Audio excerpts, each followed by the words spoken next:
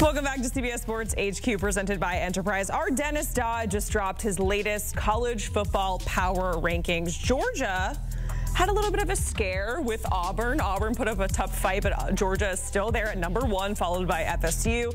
Texas at number 3 after beating a then-ranked Kansas team. Kentucky cracking the list at number 13 after beating Florida, and then Utah now at 22 after losing to Oregon State over the weekend.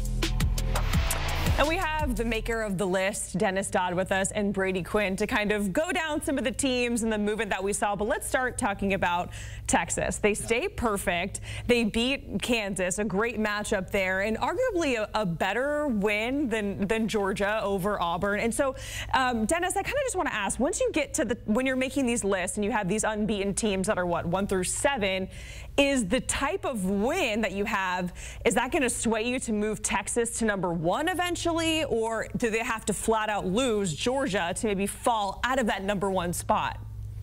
Yeah, as soon as I sent that in this week, I started to think about, okay, Georgia's not Georgia. Their votes were split up significantly, I think, in AP, and they just haven't impressed. It's one of those cases, and it happens every year, where the national champion is playing against itself most weeks, and that's what has happened largely to Georgia. Anybody can make a case for Texas, for Florida State being that top team. I am here to listen to that, but just being consistent, I've had Georgia up there. I thought the performance Saturday was a little bit disappointing. Thank goodness they had Brock Bowers, but I'm all over Texas this week. Obviously, they've got 2 of the best wins, or two wins over ranked teams. The Alabama win looks better and better. Kansas was ranked last week, and obviously Texas kind of lengthened things out in the second half. But I think part of that can be attributed to looking ahead to Red River. I mean, this is going to be, and we'll get to it, one of the biggest Red River rivalry games in existence.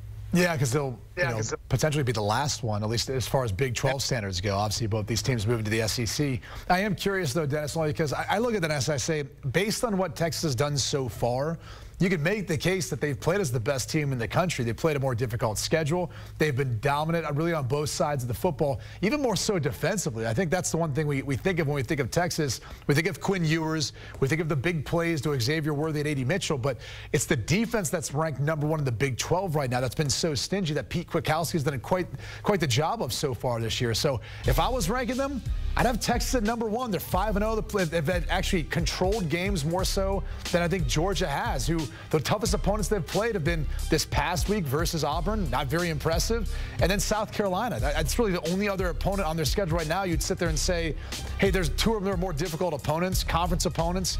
Hasn't been too pretty. So not saying that, look, Georgia isn't one of the top 4 teams when it's all said and done, but right now trying to make it a three-peat looks a lot more difficult than we I guess saw the past couple of seasons, given their dominance. Certainly, yeah. I think they're tied up at half, 14-3 with South Carolina at half. Where would you put Georgia, though, if you're going to put Texas at number 1? I'd probably switch them. I mean, really, I'd put Texas at 1, Florida State at 2, Georgia at 3 right now, based on what we've seen from them. And that might as much to do with the fact that I'd probably put Ohio State at 4 with their win over Notre Dame. It's a more quality win so far. And then you have, Michigan somewhere thereafter, which, again, this is all up for a debate. But the reality is we haven't seen those big games yet. But they are coming. They're coming for Georgia eventually. Texas has another big one this week. Ohio State has some more coming up, too, as does Michigan. Let's talk about that big game with Texas and Oklahoma. Oklahoma right now, Dennis, at number 11. The strength of schedule, obviously up for debate, a topic for them. But say they do beat Texas, how far up do they go potentially, or could you see them going in your rankings? Well, Oklahoma's going to be in the top 4, I would think, if they beat Texas. This has got so much going for it. You can make the case for this being the SEC game of the year. Brady just mentioned them. This is the last Big 12 Red River game, but this is what they're going to be bringing, you would think, to the SEC. I love Oklahoma in this game. I know Texas is favored by 5 early in the week, but I think the revenge motive is here. Oklahoma was non-competitive last year in this game. They had to play a Wildcat quarterback because Dylan Gabriel was injured, and they were out of it early, 49-0 skunking. As I mentioned, the first time since 2011 they've both been ranked undefeated going into this game. And I especially like, speaking of Texas defense, I like Oklahoma's defense. Peyton Bowen safety. He was the top 13 safety in his position when he came out. 4 passes broken up, 2 block punts. And don't sleep on Danny Stutzman, the transfer from Indiana. 17 tackles against SMU. He's all over the field. And I just think the edge in this game is going to go to Oklahoma just because that was record-breaking last year. I looked it up last night. I think that's the most points Texas ever scored against Oklahoma in Red River. So I do like the Sooners this week. I don't. And look, and the reason being is I just think Texas is an overall better team at this point. I was going to ask you, Dennis, you moved them up 5 spots from last week's rankings to this week's rankings when talking about Oklahoma. What's the justification for it? They haven't played a top 25 opponent yet. At times, they've looked dominant but versus lesser opponents. And other times, and I was there in Cincinnati, it took them a while to kind of pull away and really take control of that game. I'm just kind of curious why you've moved them up so much just in a week's time. It's kind of like the Michigan mentality. They haven't played anybody yet. But in their way, Oklahoma has been as dominant as Michigan. They're the only team in the country, and this matters 5 weeks in. They're the only team in the country averaging over 47 points per game and allowing less than 11 per game. And I know the quality of schedule isn't there, but it's giving you a hint as to what they're going to be and what they could be in a big game. We've gotten this far. We haven't talked about Dylan Gabriel as having the biggest year of his career, the transfer from UCF. He's healthy. He's got receivers all over the field.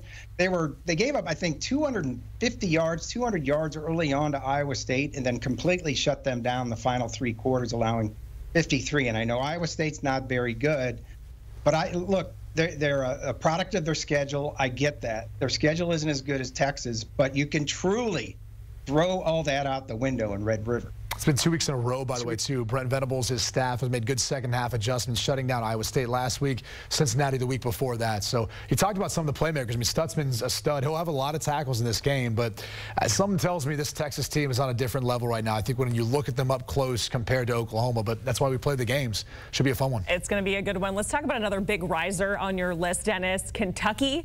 They're at number 13. They were 25 after beating Florida in Kentucky, and this is a Florida team. Sure, they have that win over Tennessee in the swamp, but let's get to the real question. Dennis, why do you break your rule and move them up from 25 to 13? Okay. Didn't you have a rule of 9 where you can only move up 9 spots? Maybe he loves the Gators, Brady. Maybe he likes the Gators. That's what I figured you might say, and we don't need to talk about them anymore. I don't know. I knew this was coming. There are only 22 undefeated teams left in the country. That's the most after 5 weeks since 2012. There are 3 of them are in the SEC, so I have no problem playing in the SEC as they have. Maybe the schedule's a little lacking. They're the latest to kind of benefit from beating Florida. To have them that high, they're a little bit deficient offensively. Devin Leary had thrown at least 1 interception in every game until Saturday when they won. But I have no problem with it. And then Ray Davis, the Vanderbilt transfer, was just gone off. This is a really good matchup for Kentucky. And I'll ask Brady this. How surprised would you be if they beat Georgia? Just, talking about what we've been saying about Georgia. They're 93rd in sacks. They haven't looked overly impressive. The weight of winning 3 in a row is probably there. Brock Bowers is good, but he's not, they're not great offensively. We'll see. But I wouldn't be surprised if Kentucky won this game outright. I wouldn't either for this reason. The Georgia rush defense is not what it has been in years past. And you're looking at Ray Davis, who's been a phenom, as you touched on so far, Dennis. I mean, he's that bell cow back that I don't know if they can afford to take him off the field in a game down in Athens against that Georgia defense. But look, I understand Devin Leary's turned the football over a few times. He still gives them a legitimate quarterback that can make the plays in the clutch moments, and that defense is very capable. You know how Mark Stoops operates. He can take away the best player, and he'll be keying in on Brock Bowers, who was really quiet until the end of the game when they needed him most. So I think Kentucky matches up really well. The biggest advantage is the fact that Georgia is playing at home, tough place to play in Athens, and whether or not Kentucky can 2 weeks in a row bring that same juice like they did versus Florida last week and now against Georgia this week. I guess my last question to you is, if Kentucky does win this, Dennis, how high would they rise in your opinion? You already moved them up, about 12 spots from where they were just in 1 week. How high would they go from here? 13 to what? Top 10, top 5. I mean, you'd have to. You beat number 1. How do you keep them out of the top 4? I don't know at that point. Again, look, Saturday's going to be the halfway point in the season. And now we have a body of work for all these teams. So if Kentucky does that and beats Florida and Georgia back-to-back, I know we can talk about how bad Florida is right now. If you want to talk physicality, Lou Holtz, you might want to turn your attention to Florida right now. But Kentucky's going to be up there in the top 5 at least if they win this game. All right, let's talk about a faller. We've talked about Utah. They're now number 22, and they were able to go 4-0 without Cam Rising, so that is impressive in and of itself. But the Florida win was? I mean, I'm not sure it's so impressive anymore. With Utah. Yeah. No, I'm just saying Utah beating Florida. Yeah, okay, whatever. They beat everyone without. He's just like adding insult to injury here. I'm a Florida grad for those who don't know. Anyways, Utah, number 22. Yes, they lose to Oregon State, but is this deserving, in your opinion, Brady, dropping, this much on the list when they don't have Cam Rising and they were able to go 4-0 without him? Yeah, look, I mean, it's not my list. Short week playing on the road in Corvallis last week versus a really good Oregon State team. They still don't have Cam Rising. I wouldn't have dropped them this far. I think this team with Cam Rising and somewhat of a passing game. I mean, right now it's not even a legitimate passing game, Dennis. I think gives them a shot at being at least a top 15 team still. But clearly you drop them, ding them more than that. Is that more concern of when Cam Rising comes back, if he comes back? Yeah, I thought I was going to get questions about why they're still in there. I thought Friday was probably, obviously, the worst game they've played, and it really was cumulative. This is what it looks like playing for 5 games without Cam Rising. And yes, when Cam Rising comes back, and he eventually will, they'll be better than this. I think they're very physical, talking about Utah. They're very good defensively. They went on the road and gave up only 21, but they're just punchless offensively. So I think just to have them ranked at this point, to me, is just a win. Nate Johnson, they can't even decide who their backup quarterback for Cam Rising is. Nate Johnson was the starter. He got yanked. I think he went 8 out of 23 and got yanked and then ended up apologizing on social media. Nobody should have to do that, but he chose to do that.